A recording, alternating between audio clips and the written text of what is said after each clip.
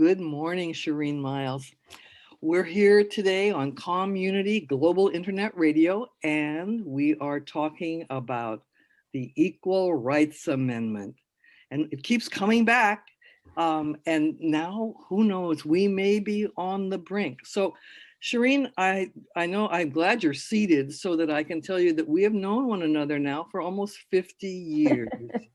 Can you believe that? I was No. thinking, I've known Shireen longer than I've known Teresa Boshard. And it's always been an absolute pleasure. You've been a help in every way. I came from a small little Now chapter, and Shireen was up here in Sacramento, California, in a larger, much larger and more polished Now chapter. And you were always so extremely helpful to us. And I still remember those days, and thank you for it. And You're now, welcome, Diane. oh, it's my pleasure. And now let's talk a little bit about the very elusive amendment that could make a real difference in the lives of millions of American women, the Equal Rights Amendment. Yeah, that's pretty much one of the issues that brought me to the women's movement, specifically to NOW, the National Organization for Women. And I started, as Diane said, within the Sacramento, California chapter. We were working hard day in and day out, sending postcards, writing letters, making phone calls, every method that we could think of to gain support for the amendment's passage.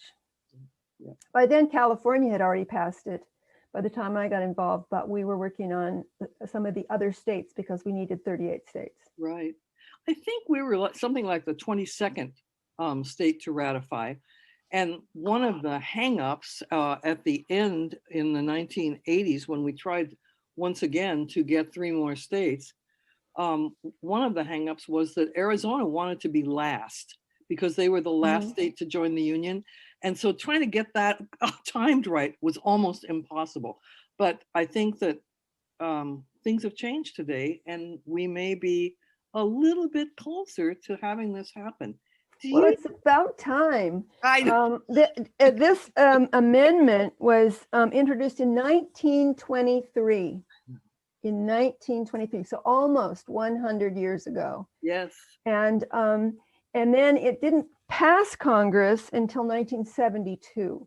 And then from then ensued the struggle to get the required number of states to ratify. And it was sort of a back and forth effort. It was different in every state, what was happening. So we were putting pressure on the states. Some of us actually traveled and worked in those states, volunteered and donated our time to work in one of the states that was trying to ratify.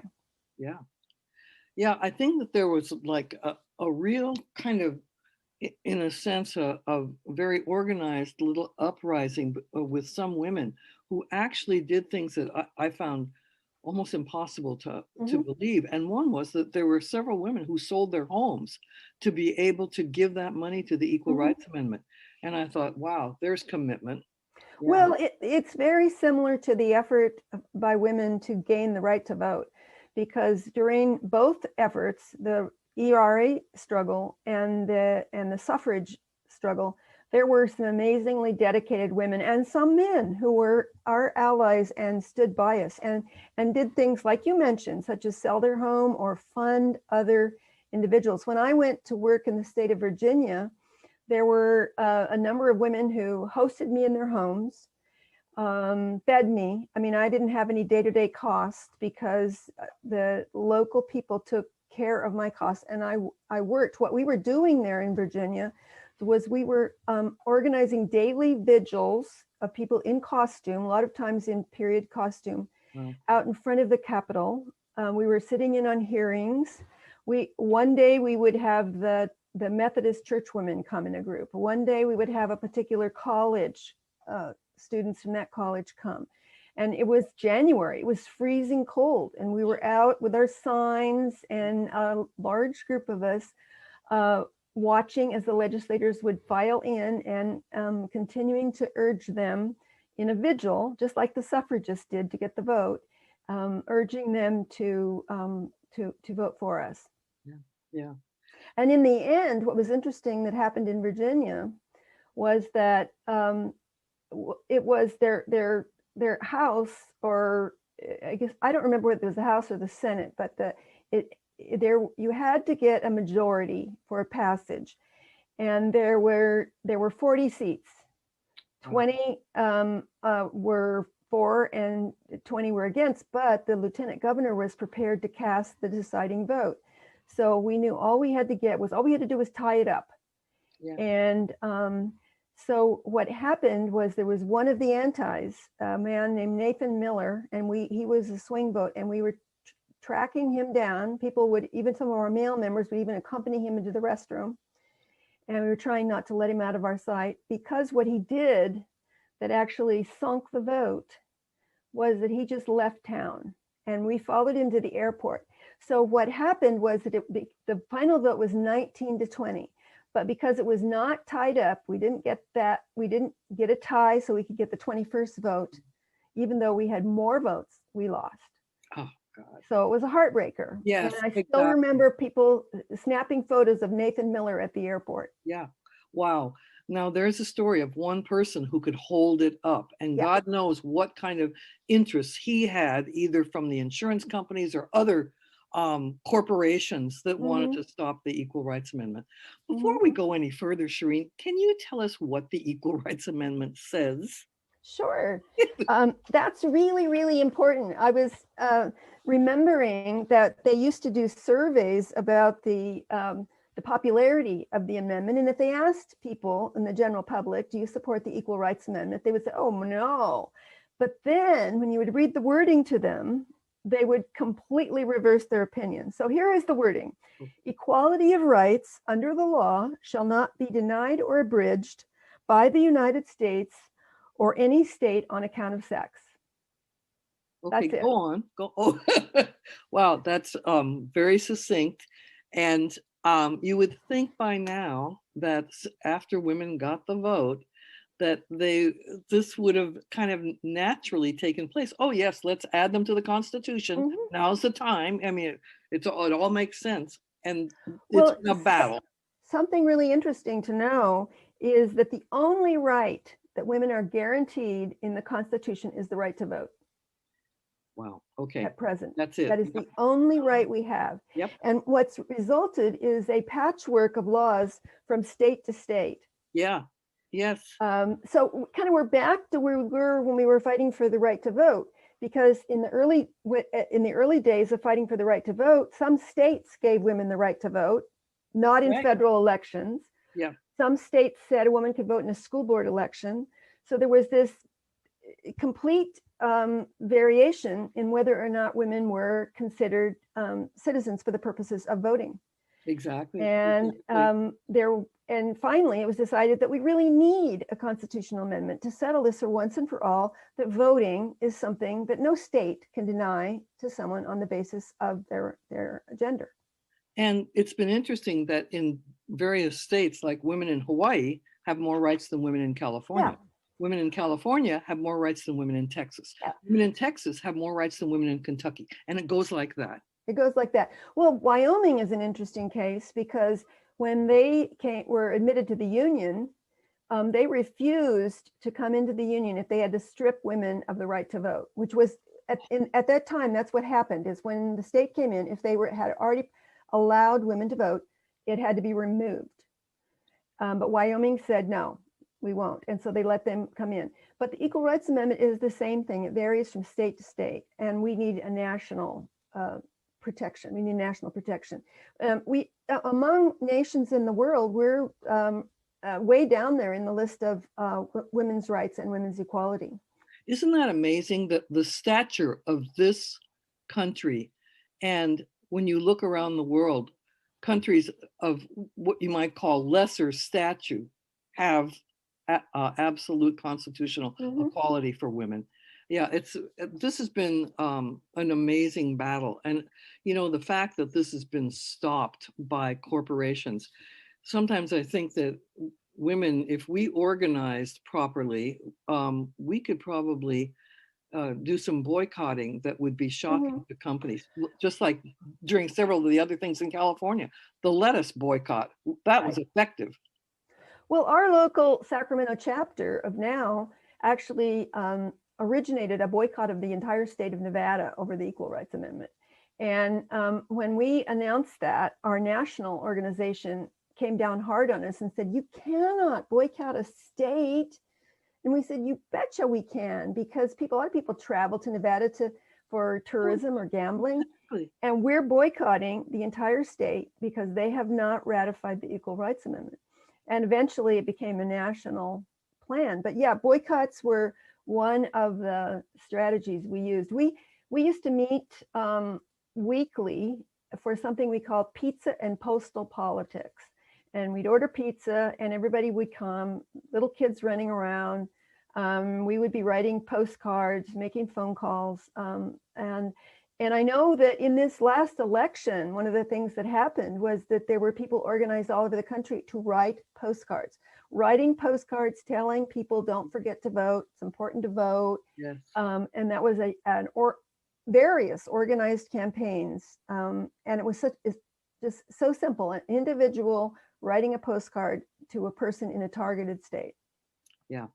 That's been interesting to watch and to see that we are still continuing. I mean, upcoming, I was surprised to see that how many campuses, college campuses, are working on the Equal Rights Amendment. Mm-hmm. And just as you mentioned that, like in Virginia, you had college campuses represented on various days of the week, Mm-hmm. that they would come and lobby and work on the Equal Rights Amendment. It's still going on, and that's fabulous. We're going to take a 2-minute break, and we will be right back with Shireen Miles talking about the Equal Rights Amendment. We're back with Shireen Miles on Observations and Perspectives at Community Global Internet Radio. Shireen, thanks again for being with us this morning. And we were just discussing a little bit about some of the work of the corporations who were running around trying to either block or somehow sideline the Equal Rights Amendment. Can you just fill us in on a few of these little incidences that were kind of like setbacks? Yeah, well, one of the primary opponents of the Equal Rights Amendment was the insurance industry. And we did some analysis of it, and you could see why, because as it turns out, in the analysis we did, women pay disproportionately high insurance rates compared to their actual risk, compared to the cost of insuring them. They pay disproportionately high. And of course, changing that, addressing that, might cut into an insurance company's bottom line. Yeah. So that they knew that sex discrimination, gender discrimination is in their best interest in terms of profit. Mm-hmm. And we knew that it's unfair to women because women have experienced higher rates under certain circumstances. And so, for example, one of the simple things was that we felt like automobile rates shouldn't be automobile insurance rates shouldn't be based on gender at all. And they still are, as far as I know. Mm-hmm. They should be based on miles driven. Because when you look at your relative chance of having an accident, it does directly correlate to the amount of distance driven over time. So that would benefit many men, for example, who might drive fewer miles, but because men generally end up paying more for automobile insurance. Mm-hmm. So the kind of gender-based determination of rates should go. It should really come down to what we know about the risk of each of these types of insurance for the individual. Right. Yeah. And you mentioned that the only constitutional right that women hold in the United States is the right to vote. Yeah. Because that still has today. been exactly still today, 2021. Yes. Yeah. We have certain rights in certain states that have been granted to us, and there have been positive court cases different points in time. So it's a it's mixed, Yeah. but we really need to move beyond this patchwork of state and federal laws and set some basic bottom line. But originally, when the ERA was introduced, when it was first introduced by Alice Paul and Crystal Eastman, were the two individuals with the National Women's Party that pushed for it. It had a different wording. The wording was, men and women shall have equal rights in the United States and in every place subject to its jurisdiction. And there's some beauty and simplicity with that language, but a member of Congress changed it to the current wording, which is, equality of rights under the law shall not be denied or abridged by the United States or by any state on account of sex. The original wording would have been better in two ways, I think. One was that it didn't use the word sex, which automatically agitates red flag, people. yes. And secondly, it also, the original older version speaks to any place subject to its jurisdiction. So that would also include, beyond states, it would include US territories and military bases abroad. So those might be advantages, but throughout its life, the Equal Rights Amendment has had the wording that we discussed, and that's the wording it's currently going forward with. Mm-hmm. But just from a historical standpoint, it's interesting to know about it.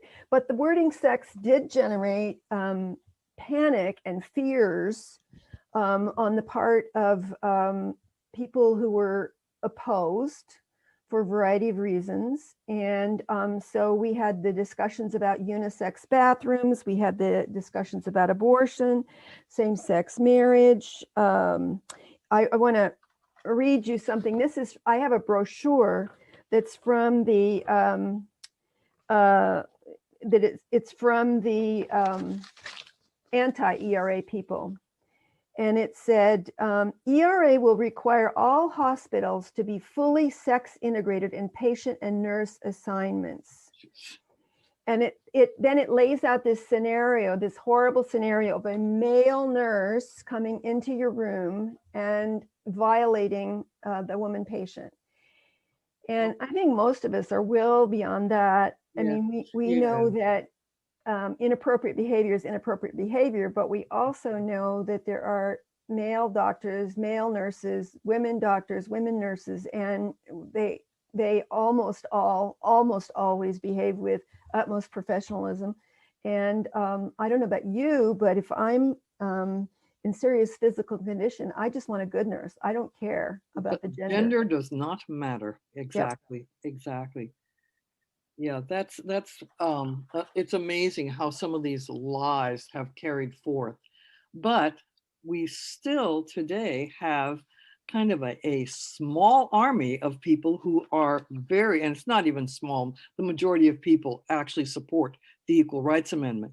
But it is amazing that it continues to continue. And right now, we're on the brink. Having a new administration has been very helpful for the Equal Rights Amendment because we actually have supporters, and they haven't been supporters, recent supporters. These people, both Kamala Harris and Joe Biden, have supported the Equal Rights Amendment for years and years, as have a lot of presidents that we didn't even think would. For instance, Dwight Eisenhower was a supporter of the Equal Rights Amendment. Ronald Reagan, for a while, was a supporter of the Equal Rights Amendment. So there had been, and of course the Clintons were very supportive, but there had been a long history of support, and that history and interest continues today.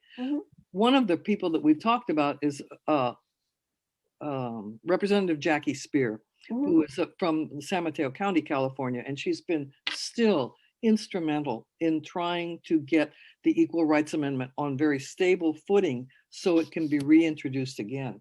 But let me just read to you something that has come out very recently, and it's the fact that some very good news is being shared. On January 21st, Representative Jackie Spear, Democrat of California, introduced a joint resolution in the US House of Representatives with bipartisan support of 200 co-sponsors, including Representative Carolyn Maloney of New York, a Democrat of New York, to declare that 3/4 of the states have already ratified the Equal Rights Amendment, and now they would like to deem it to be part of the Constitution. The resolution would also remove the arbitrary timeline for ratification put into the preamble of the amendment by congressional opponents of the Equal Rights Amendment. And of course, the next day after that, a Republican senator and a Democratic senator, Ben Cardin, Democrat from Maryland, and Lisa Murkowski, a Republican from Alaska, introduced an identical resolution in the Senate. And it is getting and picking up support. So there is a chance, I mean, there's a big thrust for this fall that we're going to be seeing activities all over. I belong to a national ERA coalition that meets on Zoom. And it's really interesting to see also how many young people are involved in this. I thought it was going to be mostly people in their 40s, 50s, and 60s, 70s, 80s, and 90s. But it is, we've been very surprised to see all the young people, male and female, working on the Equal Rights Amendment. And you saw what happened in Georgia, that the organization in Georgia was so good that we were able to flip the Senate. And so if people are watching this, that like in Georgia, there's a chance that Georgia could ratify the Equal Rights Amendment. One of the states we're at the bottom of the list as far as potential and possibility. Well, and I'm glad they're addressing the idea of that arbitrary deadline that was put on ERA, because the clock just ran out on the ratifications. There were other states, like you mentioned, that were in the pipeline to ratify, but the time ended. And interestingly enough, many past constitutional amendments had no timeline. And so the idea that you would put a timeline on ratification, supposedly just so that an amendment doesn't float around forever unratified. But by the same token, the deadline is unfair. I mean, Virginia, the state where I was working, has subsequently ratified. So they just recently ratified. Yeah. So particularly in the case of this amendment, that timeline was it should really be inapplicable. I absolutely agree. Absolutely, Shireen. And you know, something that like we talk with some of our colleagues in other countries regarding a lot of things, health and equality, things of that nature. And we're always surprised that when it comes to Western Europe and Scandinavia, and even some of the countries in Asia, that they are ahead of us when it comes to equality for women. And the fact that